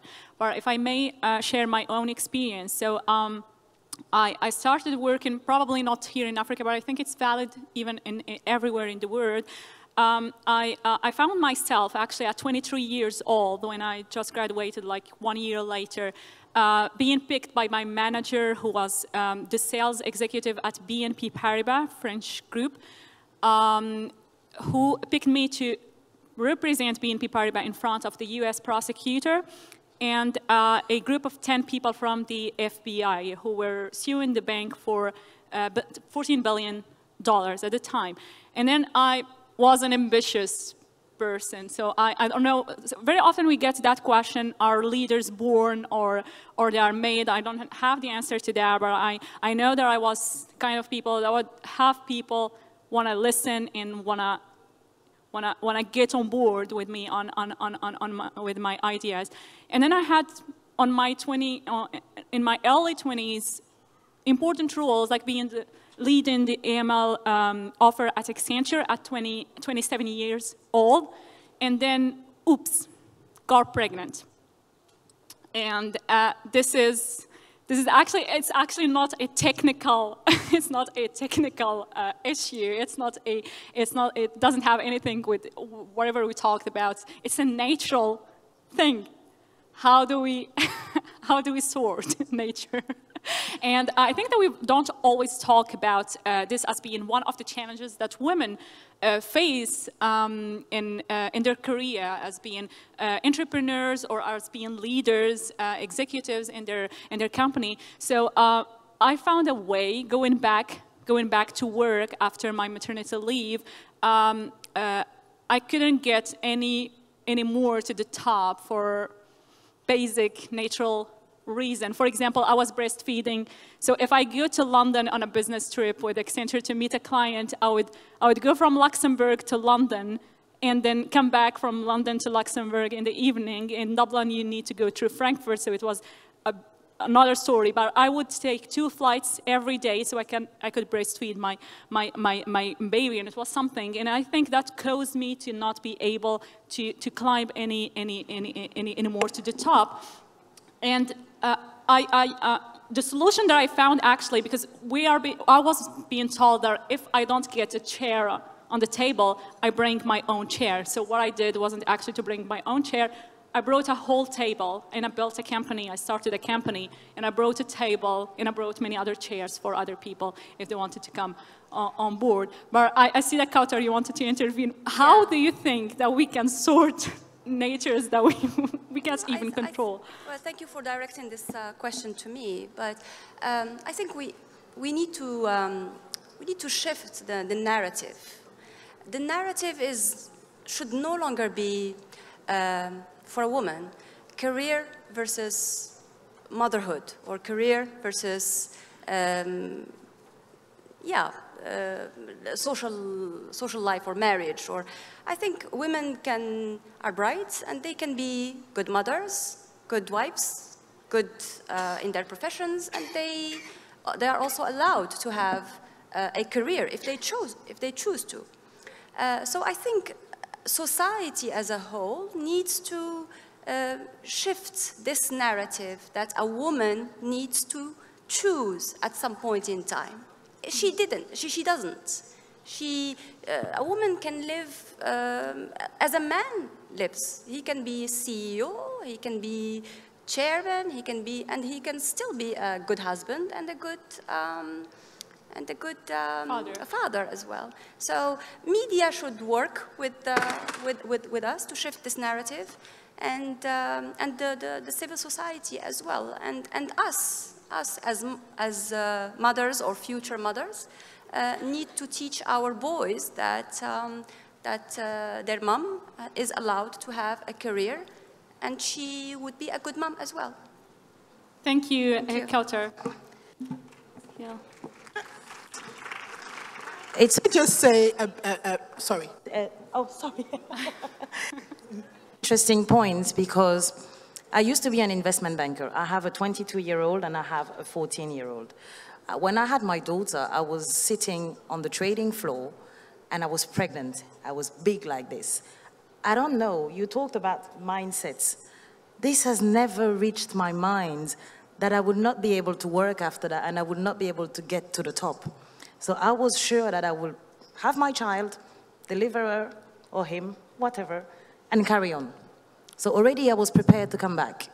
And in my package, when I had my contract, I negotiated what I wanted. Because as I said, I don't enter a room thinking that I'm a woman, I'm lower than anybody else. I enter the room simply. And I go and ask. The worst that can happen is no. And even if it happens, you wouldn't even know that it was a no if I don't tell you. So it won't make any difference in my life or yours. So I've negotiated my package really well and asked for these points to obviously just be taken into account. And I had a year maternity leave. But when I was pregnant, you know, when you do the trading, you're on the trading floor, at some point you need to go and push a button. I made my male colleague push my button. Because I just say to them, oh, can you not see? Since that was becoming their jokes, you're pregnant, you can't do it. But whilst they were doing this and going to press my button, I was still handling another deal. So they just had to go and push my button, and I just kept on having deals. And they just go and push my button. But I'm pregnant, I can't go. So in the end, I had more deals than the men while sitting down. So that, in a sense, wasn't a challenge for me. I had my 1-year maternity, I came back, I was fine. When I came back, there was a role available as what we call at the time a senior banker. I didn't want to work long hours anymore, so I just applied for that. And one of the gentlemen said to me, but women get pregnant all the time, so how could you handle this job? I said, well, if they don't get pregnant, how would you be here and say some stupidities like that? So that's exactly what I say without even being apologetic about it. So it goes back to the being strong, actually. And just, someone said the mindset. I know my objectives, and I keep saying it to everybody, and to the women and the men that I work with. Know where you want to go. I knew that I wanted to get to the top, and nobody would stop me other than God. So I knew where I wanted to go. I've applied for this, well, I had it. But actually, that's the point, is that if you should have the courage to negotiate, and if you don't negotiate, which I wasn't able to do, because for me it was a choice, actually. Breastfeeding my baby for 2 years was a must, but I couldn't manage that with traveling to London for weeks every day. That's the point I wanted to... How capitalism, I suppose, and how our businesses are structured, it just means that we do not bring in the human factor. There is no thinking about humans, right? So we've structured organizations that are built to serve men, right? They are built in a way to serve men. It's easier if you're a man because your wife has a baby, you go to work the next day, right? There are some people that just don't have the option. When my kids, I had twins. And that week, a client really needed to get to me. They wouldn't talk to anybody else. I was in the hospital. They had to bring my laptop to me in the hospital. I had kids 2 days before I had a C-section. Opened my laptop, worked. I did not like it. Absolutely hated that I had to do that. Unfortunately, not every woman has choices, right? So the conversation is not about how women navigate. The conversation is about how our workplaces are structured and how work is structured. And if we fix that, going off, if we fix that on the policy level, then it's no longer about smart women going off to have babies, and that's a problem because we structured how we do business and how we work. It's not on women. It's not on women. It's on corporate entities. It's on how we just structure capitalism. That's it. Yeah. Actually, there are some countries that have introduced the parental leaves, for example, for men, so men could have as much parental leave as. So I totally agree that it's a policy. It's a policy thing. It's also a perspective thing because it's always about awareness. Sholape, please. Yes, quickly to add to that. Aside from policies, I think the makeup of workplaces also matter. How gender-friendly, how mother-friendly at the workplaces. So I give an instance. I resumed a particular job. I've been praying, I've been applying, and then I went on maternity leave. I was changing jobs, and they needed me to resume on a particular day. That was the same day my son was going to be 2 months exactly. And I had to do what I had to do. I resumed the job. And I always joke to say that I was engorged on double levels that day with excitement and then with milk. But then it would have been different if, for instance, I could bring my child with me if there was a nursery. It would have also been different if they could have given me extended time. So in your case, I was wondering if, maybe there's a crash and we could possibly, travel with the little one. The story could have been different, or they could have allowed maybe work from home, for instance, as it is now. I know that surged after post-COVID. So there are always ways to move around this, and I think that as, aside from policies, yes, policy will also guide, but in action, workplaces, HR generalists, corporate governance, we should, strengthen this system so that we can keep more women in labor. But then, mindset over everything. Yeah, thank you, Sholape. Please go ahead. Just to add on to that, we have to be very intentional. I'm not a mother, so I can just imagine the struggle that goes into such situations. But we have to be very intentional, not just talking. We have to be very intentional in how we structure our workplaces. We are founders, we are CEOs, not just us, but the men too. Like, for example, I like the word you use, parental leave. It shouldn't be maternity leave. Parental leave, so that he knows that he's also a parent. He is supposed to be there to help out his wife and his child. So it's not just on the woman. There is another scenario. I went for a meeting. 2 of us went, and I met another person seeking investment. He was there seeking grants, and he was bragging about this multi-million-dollar infrastructure he built for his new office staff. Right? The conversation was just about how fancy it was, and one of the donor agencies was mentioning that they have a room for, like a nursery set up for their staff that have given birth, women. And he saw that as, oh no, like the cost that will go into that. He was bragging about spending multi-million dollars on an infrastructure just, to show off. But he couldn't consider that we need a nursery. What is a nursery? How much will that cost? We have to bring in that human factor into the way we structure. Work is work, I understand. Business is business, I understand. But humans are the one carrying it out. So we have to bring out that, yeah. Interesting. Actually, I've shared my experience. I've saw in Luxembourg, like BNP Paribas and other big organizations, they have nurseries inside the organization, so you can put your baby there. And just to share the little trick, if anyone is interested in that, I got my husband to take a 6-month parental leave to stay with our daughter, so I could build my company and start my first business. Please. Just a quick addition to that, because we're talking about the leadership and entrepreneurship. And as a member of parliament, I'm in my 2nd term. I have 3 daughters. And in my 1st term, my kids were the ages of 9, 6, and almost 3.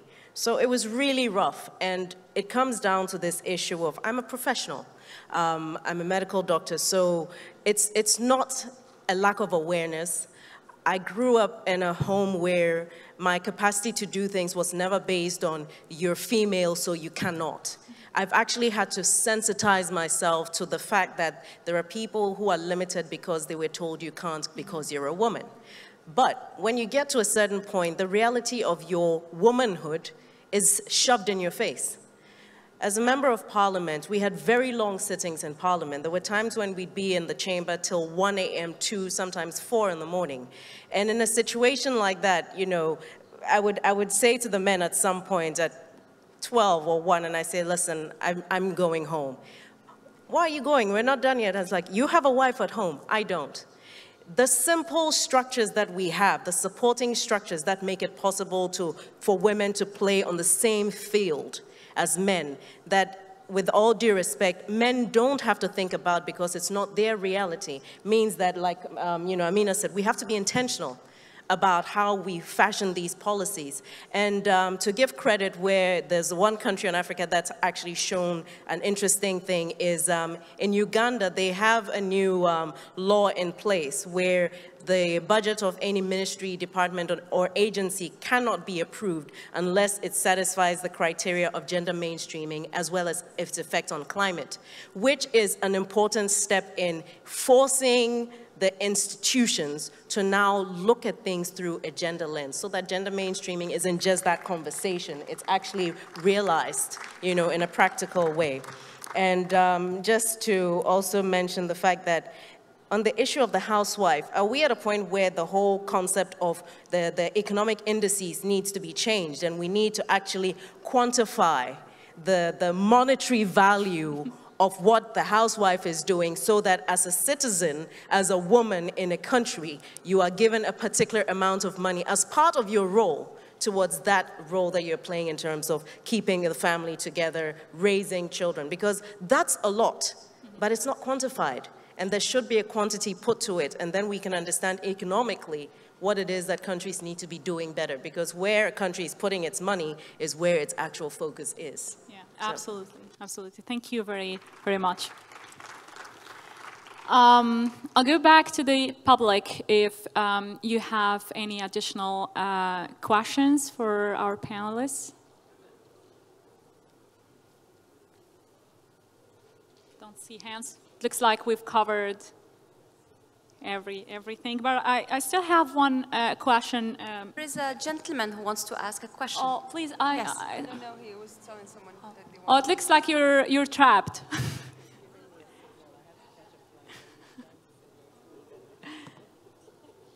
Really? One quick question, and I think that we can end that insightful actually session. I think we've all learned something today.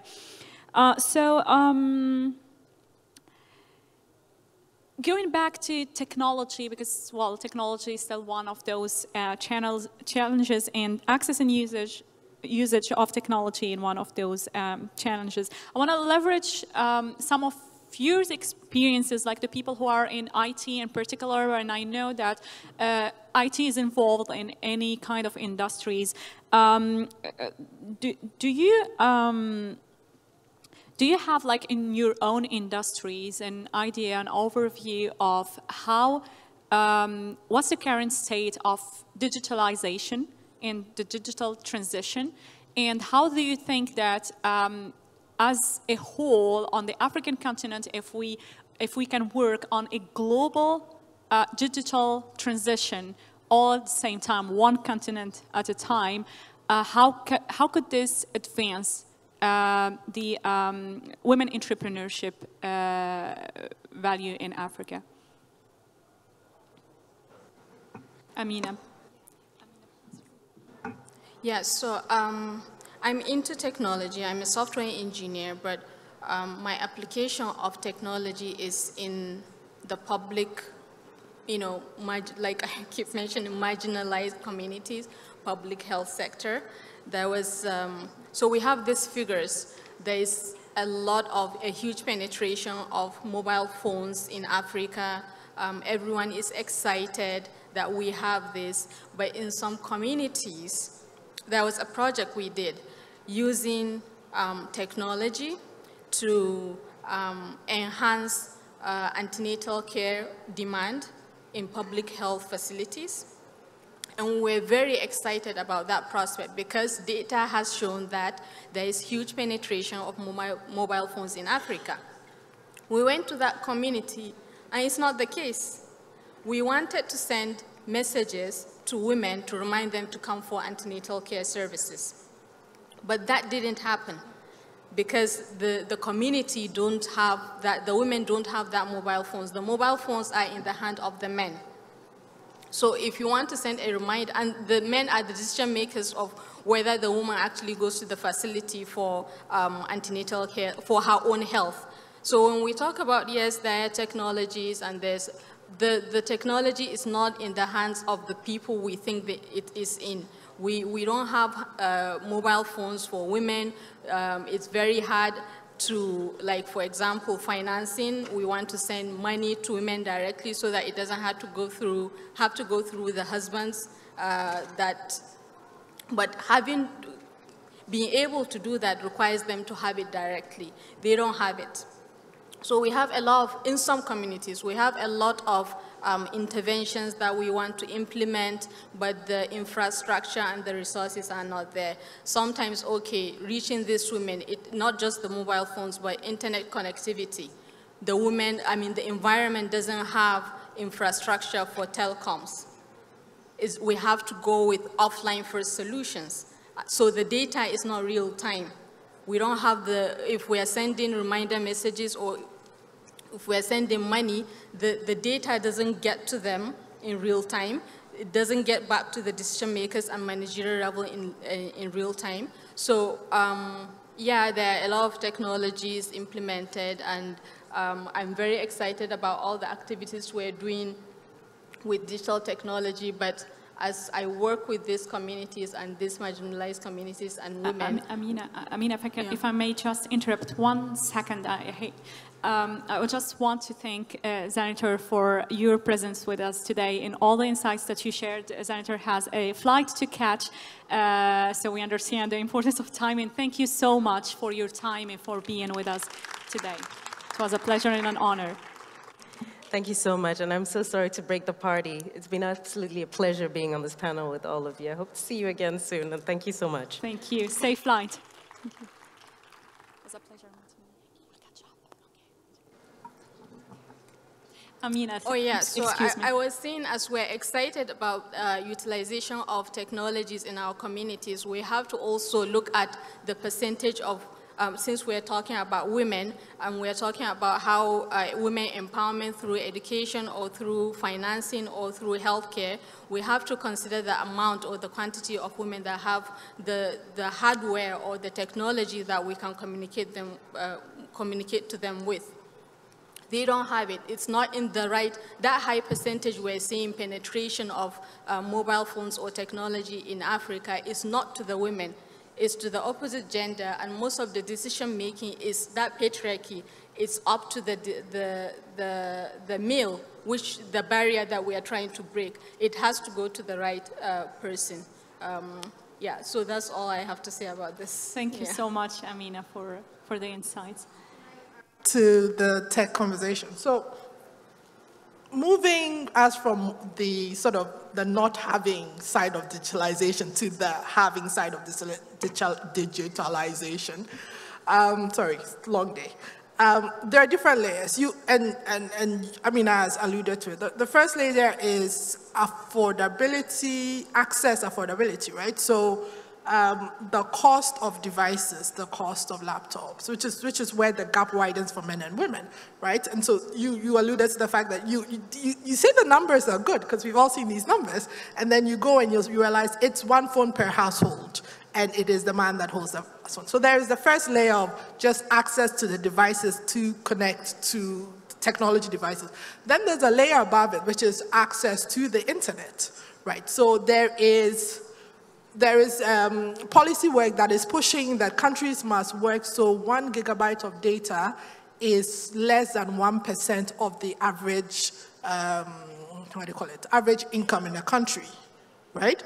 which allows for people, because the layer above having devices is being able to use access the internet. So you put that layer on top of it, that's where you get your women entrepreneurs being able to go into the digital sphere, being able to leverage on digital to grow their brick and mortar businesses, right? And then the layer is that's two layers, and the layer above it is the layer above it, which is where I tend to like to work, is making women not just users of technology, but builders of technology, ensuring that women are building solutions for everyone. They're coming at it from a different lens. So I've been on investment committees where I've had to explain why I think that product works. A woman built the product, she's sitting there, and the man are going, but we don't get it. I'm like, whoa, no. Women will use this product, will get this product. So there are three layers of sort of the digital divide. If we can make devices more affordable, there's been work in trying to get $25 devices. That has failed woefully. But feature phones are king, right? The three top phones in Africa are all sort of Chinese-made feature phones, right? And so we have to learn to build technology on top of that. So we get really fancy with wanting to build apps and things, and that's not actually true. If we want to reach a lot more women, we've got to think, like you said, USSD. We've got to think IVR, voice automated access. We've got to think low tech. Now, I always tell the companies I advise, I don't care how convoluted the back end of your system is, right? AI, whatever, let it fly. But when it comes down to how they access your system, you have to come low tech. Or else, so you build this wonderful AI, and then you slap low-tech access on front of it, so they have access to it. One of the things I tell our government, because I was in the government is digitalize government services with SMS and USSD. Don't give them apps. Don't make them want to pay for internet. And that's a way in which we can get people participating in the digital economy and get women using digital to build and develop their businesses. Yeah, thank you very much. Kept going off. Just that. The online banking as well. Hello, can you hear me? Okay, good. All right, so what we've also done, because we realized this digital divide with Harvest, so what we did was, yes, we have a great functional mobile application that constantly gets optimized, but of course, we'll be joking if we expected that for the rural women, they would adopt that, because as, Ethel had said, affordability and then, literacy levels. So what we did was create USSD, and before we did that, it was quite hard as well. We'd physically go into communities and then talk to these women and then do the KYC, and of course that was quite laborious and it wasn't going to scale. But with the simple USSD now, any woman from any corner of where we start from, our origin country Nigeria, can simply dial the USSD, apply for a loan, we'll get the KYC, integrate the security number and all of that, and that way we are digitizing their process. Then on another level is the participation of women in technology itself. With participation less than, I think, 15%, right? There's that gap in building holistic solutions and holistic products. And so as a volunteer for Women in Tech in Nigeria for the country, I always say that women need tech and tech needs women. Two layers. Women need tech we all know how in demand tech skills are. So if we have more women moving into tech roles, it's, what's the word now? It future-proofs their career and helps them, get more economically empowered. And of course, tech needs women for holistic solutions. So I'll quickly say an example, and it's quite epic. There was a wearable that got launched in 2014, and it could do almost everything. I wouldn't mention the brand, but it's a top global brand. And it could, pick everything, do all forms of tests, but it didn't have the function to, track monthly flows. And it was a major gap, and there was a major media crackdown that why would you miss this? And so you realize that I mean, if there were just 2, 3 women working on that project, for the sake of having monthly cramps, you understand that, you know what, I need to put a tracker into this. So we need more women into technology, and then we need to, you know, fund them. Absolutely. And encourage them as well. Thank you. I'm really sorry because for the sake of time, I know that Kautar, you wanted to ask something, but for the sake of time, we have 1 minute, 30 seconds, and I think that this is where we need to wrap up this conversation just to be on time. It's thank you so much for being present today. Thank you, Amina. Thank you, Linda. Thank you, Mizo. Thank you, Kautar. Thank you, Amina, and thank you, Etel, and thank you, Sholapi. And thank you for your presence and your passions for the entire 2 hours until the end. It's been a pleasure. It's a very important topic, and it's been a very insightful. Sorry, the lady that was looking for sponsors in her company, the Central Africa, there is a platform called Weak Capital. You can find it online. It's been set up by women in urban areas, and I'm part of it, and the plan is to obviously invest in women in the rural area and ensure that the women in the informal sector get the training and the funds that they need. So if you look online, it's called Weak Capital, and it's a lot of women that put themselves online to put themselves together and invested money into it in order that other women that are struggling to get the funds that they need for their companies can approach them with their businesses. There's something that I wanted to point out to you. Thank you so much, Linda. No, I don't work for the African Union, trust me. Thank you so much. Thank you for your presence. Thank you for your participation, for being here today. It's been a pleasure. And I wish you a very good evening and a very good day at MEDays tomorrow. Thank you very much. Thank you.